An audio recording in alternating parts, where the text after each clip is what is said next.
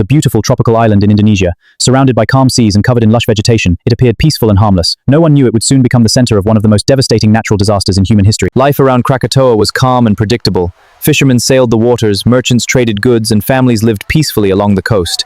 Beneath the island, however, an immense force was slowly building. In the spring of 1883, strange signs began to appear.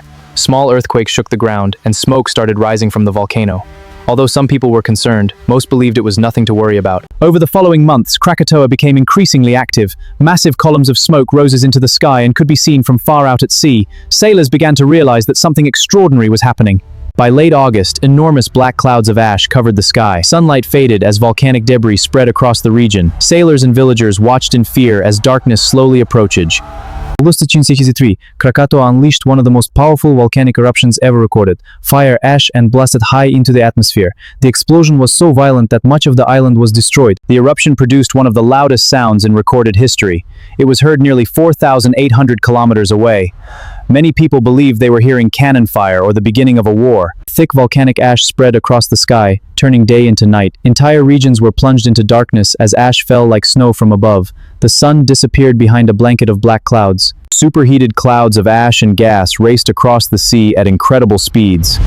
These deadly flows carried temperatures of hundreds of degrees and destroyed everything in their path. But the disaster was not over. The eruption triggered enormous tsunami waves. Some reached heights of more than 30 meters as they rushed toward coastal communities. When the tsunami finally passed, entire coastal settlements had vanished.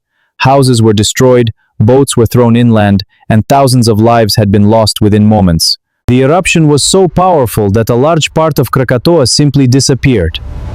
Scientists later discovered that much of the island had collapsed into the sea.